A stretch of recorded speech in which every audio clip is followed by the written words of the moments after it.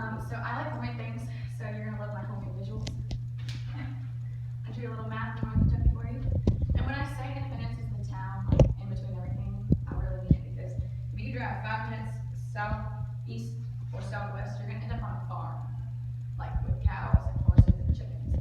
But if you drive directly south, you're gonna end up in Lexington. If you drive 15 minutes west, you're gonna end up in Cincinnati with the Bengals and the Red Stadium, the whole 9 yards.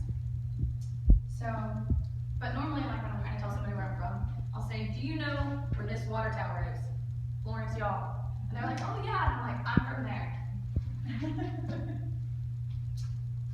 So about Independence itself, the town is like really booming. We have a lot of new stores and new restaurants and little new houses and subdivisions like mine.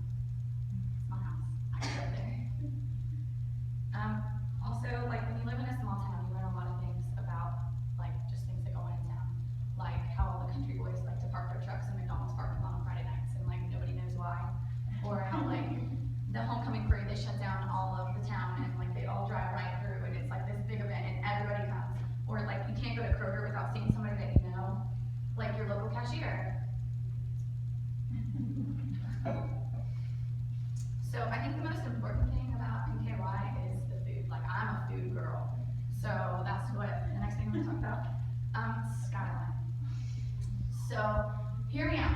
Some people like down south like have no idea, like they like chili on spaghetti, chili on hot dogs, like that sounds gross. And I'm just like, no, you don't understand. It is so good. They have their own hot sauce and like you just go there and you see people that you know and it's delicious and you should try it.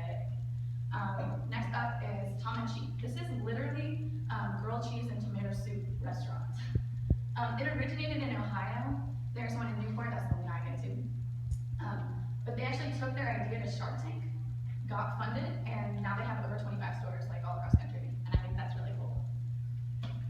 And finally, none of you know what this is, unless you are from the Cincinnati area, because it is very much a Cincinnati thing.